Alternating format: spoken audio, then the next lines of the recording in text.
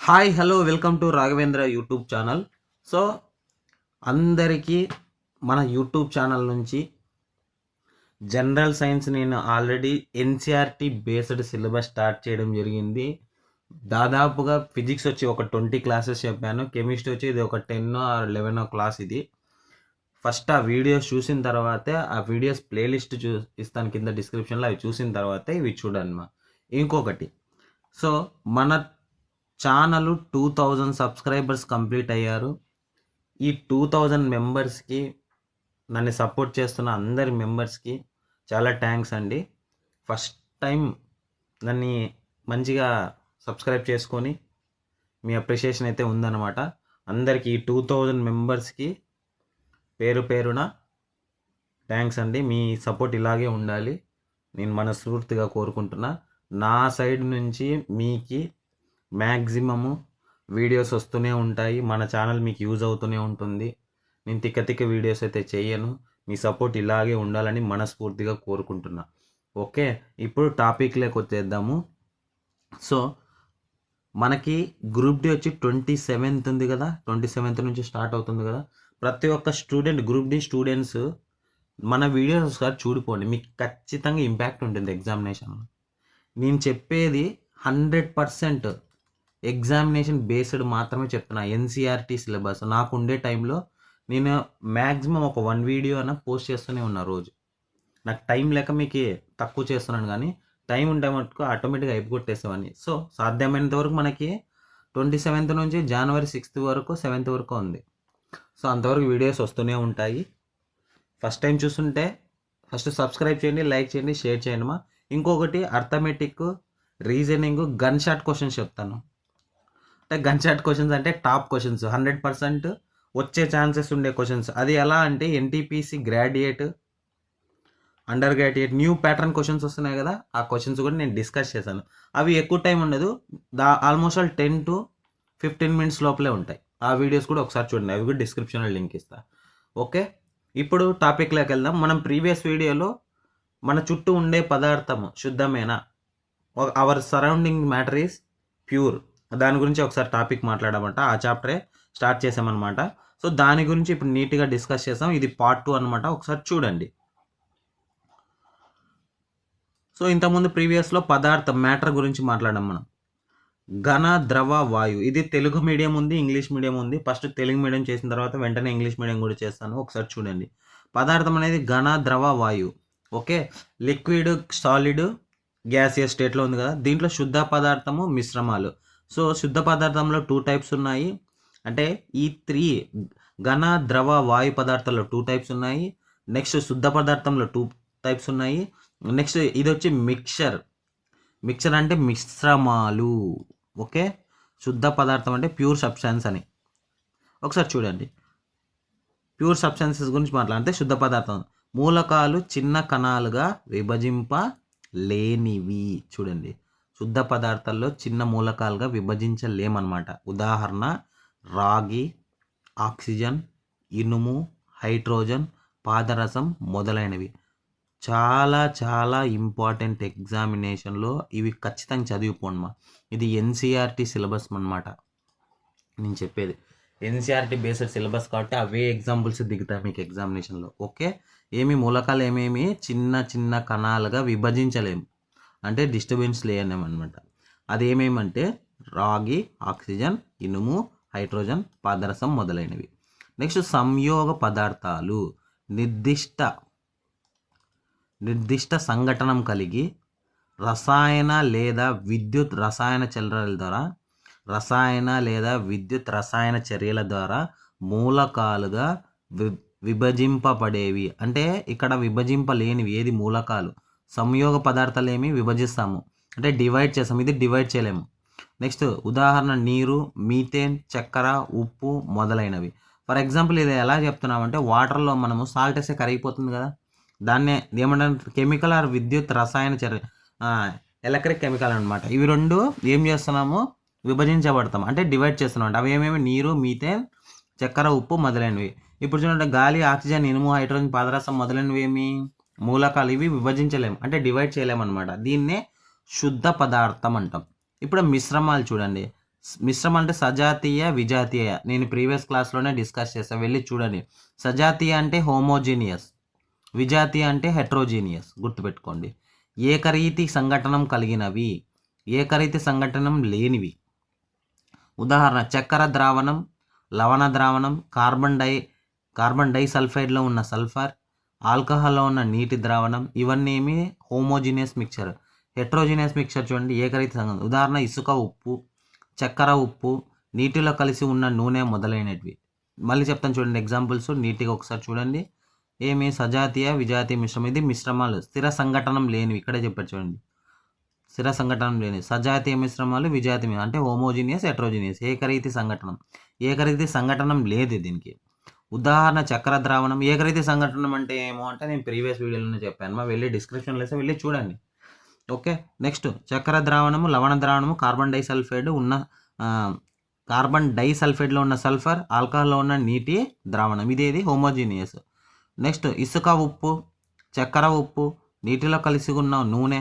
నీటిలో కలిసి ఉన్న నూనె ఎందుకంటే అంటే అక్కడ పైన మనకి వాటర్ డ్రాప్లెట్స్ కనబడి ఉంటాయి. మనకి ఆయిల్ అనేది పైన తేలుతూ ఉంటుంది, దాన్నే అంటాం అనమాట. ఏది హెట్రోజీనియస్. ఇప్పుడు ఇంగ్లీష్లో చూద్దామండి.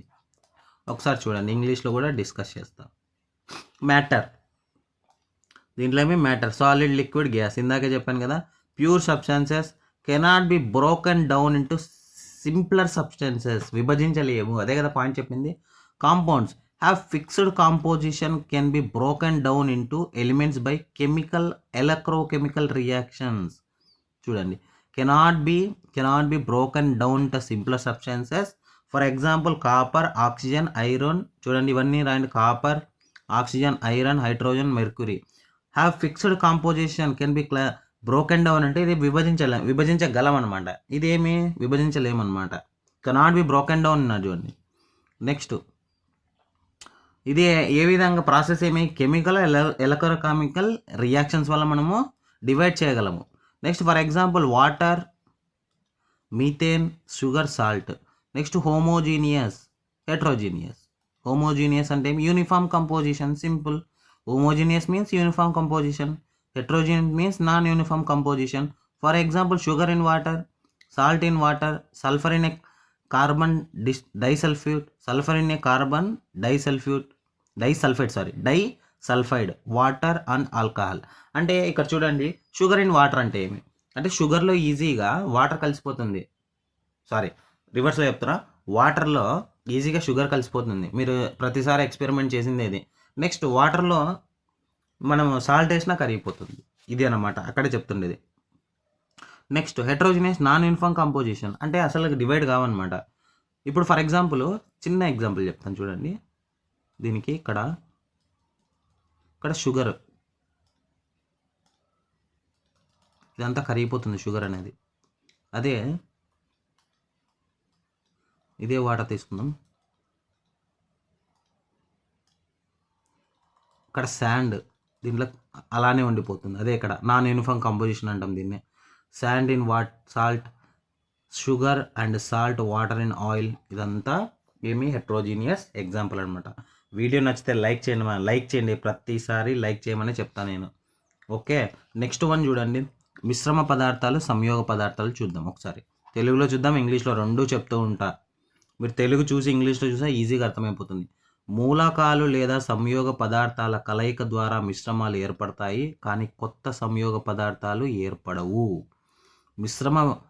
అంటే మూలకాలు లేదా సంయోగ పదార్థాల కలయిక ద్వారా మిశ్రమాలు ఏర్పడతాయి, కానీ కొత్త సంయోగ పదార్థాలు ఏర్పడవు అనమాట, న్యూగా ఏర్పడవు. నెక్స్ట్ మిశ్రమ విభిన్న సంఘటన కలిగి ఉంటుంది. నెక్స్ట్ మిశ్రమం దాని అనుఘటక పదార్థాల ధర్మాలను చూపుతుంది. ఇవన్నీ పాయింట్స్ అని ఇంపార్టెంటే చూడండి. నెక్స్ట్ మిశ్రమంలోని అనుఘటకాలను సులభమైన భౌతిక పద్ధతుల ద్వారా వేరు చేయవచ్చు. చూడండి పాయింట్. ఎగ్జామినేషన్లో ఎలా అడుగుతా అంటే ఒక 3 పాయింట్స్ ఇస్తాడు, ఏది కరెక్ట్ అంటాడు. అలా కూడా ఉంటుంది. ఇప్పుడు ఉండే గ్రూప్ డి ఎగ్జామినేషన్ మ్యాక్సిమం అలానే రావచ్చు, కొద్దిగా హార్డ్ కూడా రావచ్చు, పేపర్ హార్డ్గానే ఉంటుంది. అందుకే థియరీ పార్ట్ చదివి వెళ్ళండి మీరు. నేను ఊగే తిక్క వీడియోస్గా చేసేది. థియరీ పార్ట్ చూసిపోయారంటే మీరు 100% ఆ క్వశ్చన్ అటెంప్ట్ చేయగలరు అనమాట. చూడండి ఏం చెప్తున్నాను చూడండి, నీట్గా మళ్ళీ డిస్కస్ చేస్తాను. ఇలాంటి బాక్స్లో ఉండేటివి అసలు వదలొద్దండి, ఇవే దిగిపోతాయి ఎగ్జామ్లో. మిశ్రమ పదార్థాలు, సంయోగ పదార్థాలు. మూలకాలు లేదా సంయోగ పదార్థాల కలయిక ద్వారా మిశ్రమాలు ఏర్పడతాయి, అంటే మిక్చర్ ఏర్పడుతుంది. కానీ కొత్త సంయోగ పదార్థాలు ఏర్పడవు. ఓకే, అలా అనమాట. నెక్స్ట్ ఇప్పుడు చూడండి, ఫర్ ఎగ్జాంపుల్ చెప్తున్నా, వాటర్, షుగర్ ఎప్పుడు ఇదే తీసుకుంటారు ఏం సార్ అంటే చెప్తాను చూడండి. ఇవి రెండు మిక్స్ చేసి ఏమవుతుంది, షుగర్ ప్లస్ వాటర్ అట్లా కంబైండ్ అయిపోతుంది కదా. కొత్తది ఏమైనా ఏర్పడిందా, అంటే న్యూగా ఏమైనా ఫార్మేషన్ అయిందా మిక్చరు? లేదు కదా, అవి మిక్స్ అయ్యిందే కదా. అదే పాయింటే ఫస్ట్ పాయింట్ చెప్పింది. మిశ్రమం విభిన్న సంఘటనం కలిగి ఉంటుంది, అంటే డిఫరెంట్ పార్ట్స్ కలిగి ఉంటుంది. మిశ్రమం దాని అనుఘటక పదార్థాల ధర్మాలను చూపుతుంది. చూడండి, నెక్స్ట్ మిశ్రమంలో ఉన్న అనుఘటకాలను సులభమైన భౌతిక పద్ధతుల ద్వారా వేరు చేయవచ్చు. ఇదే అనమాట. ఇప్పుడు ఫర్ ఎగ్జాంపుల్ ఇది చూడండి, మిశ్రమ అనుఘటకాలు సులభమైన భౌతిక పద్ధతుల ద్వారా వేరు చేయొచ్చు అంటే అది ఏమి, ఇప్పుడు మనకి యాక్చువల్గా సాల్ట్ ఎక్కడి నుంచి దొరుకుతుంది, సముద్రం నుంచి. ఉప్పు ఎక్కడి నుంచి వస్తుంది మనకి, సముద్రం నుంచే కదా. అదే చెప్తున్నాను ఇక్కడ, మిశ్రమంలో అనుఘటకాలను సులభమైన ఒక ప్రాసెస్ ఉంటుంది అనమాట, దాని ద్వారా వేరు చేయవచ్చు అంటున్నాము.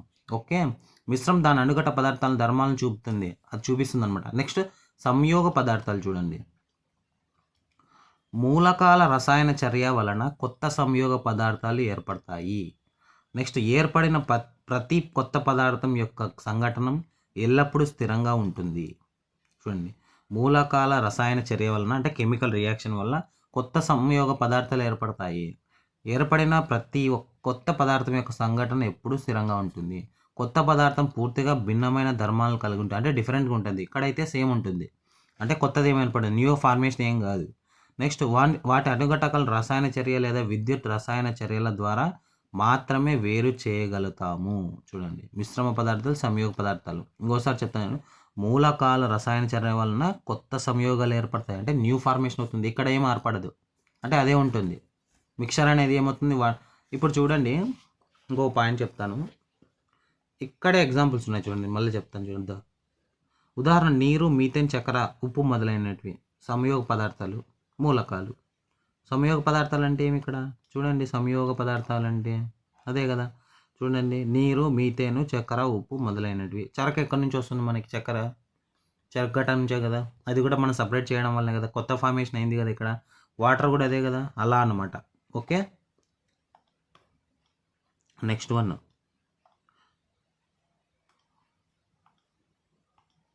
ఇంకొక ఫైనల్గా సార్ చెప్తాను చూడండి. ఇంకొకసారి బాగా గుర్తుండిపోవాలి మీ వీడియో చూస్తే, అందుకే. సో మూలకాలు రసాయన చర్య వలన కొత్త సంయోగ పదార్థాలు ఏర్పడతాయి. మూలకాలు లేదా సంయోగ పదార్థాల కలయిక ద్వారా మిశ్రమాలు ఏర్పడతాయి, కానీ కొత్త సంయోగ పదార్థాలు ఏర్పడవు, అంటే న్యూ ఫార్మేషన్, మిక్చర్ ఫార్మేషన్ కాదు. ఇక్కడ ఫార్మేషన్ అవుతుంది. మిశ్రమ విభిన్న సంఘటనం కలిగి ఉంటుంది. ఏర్పడిన ప్రతి కొత్త పదార్థం యొక్క సంఘటనము ఎల్లప్పుడూ స్థిరంగా ఉంటుంది. విభిన్న అంటే డిఫరెన్స్ అనమాట.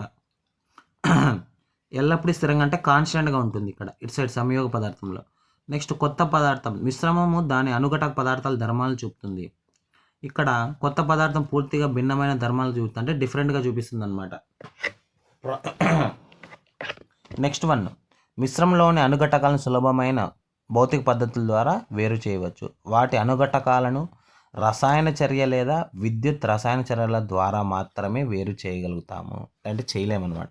ఇప్పుడు ఇంగ్లీష్లో చూడమ్మా, mixtures, compounds. Elements or compound just mix together form a mixture and no new compound is formed. చూడండి, చాలా చాలా ఇంపార్టెంట్. అంటే 2 ఎలిమెంట్స్ అంటే ఇప్పుడు మనం కంబైన్ చేసినప్పుడు ఏమవుతుంది, just a mix together from a mixture and no new compound form అవ్వదు. Element react to form new compounds, అంటే న్యూ కాంపౌండ్స్ అనేవి ఫార్మేషన్ అవుతాయి. ఇక్కడ ఈ పాయింట్స్ ఎగ్జాక్ట్గా దిగుతాయి చూడండి. A mixture has variable composition, the composition of each new substance always fixed. ఇది ఫిక్స్ అయిపోయి ఉంటుంది, కాన్స్టెంట్గా ఉంటుంది, వేరియబుల్ కాంపోజిషన్ ఉంటుంది. Next, a mixture shows the properties of the constituent substance. A mixture shows the properties of the constituent substance. The new substance has totally different properties, అంటే కాన్స్టెంట్గా ఉంటుంది ఏది, మిక్చర్ అనేది. కాంపౌండ్ అనేది ఏమవుతుంది, డిఫరెంట్ ప్రాపర్టీస్ ఉంటాయి. The constituent can be spread fairly easily by physical methods. ఇది physical మెథడ్స్లో ఈజీగా మనము ఏం చేయొచ్చు, సపరేట్ చేయొచ్చు. ఇక్కడ కెమికల్ అండ్ ఎలక్ట్రోకెమికల్ రియాక్షన్స్ కాంపౌండ్స్ని ఏం చేస్తామంటే సపరేట్ చేయొచ్చు అని ఇక్కడ మీనింగ్. అయిపోయింది కదా, ఇది అన్నమాట. ఇది తక్కువలో లెంత్ ఉండే వీడియో. నెక్స్ట్ వీడియోలో మనం ఏం చేద్దామంటే చెప్తాను చూడండి ఒకసారి. నెక్స్ట్ వీడియోలో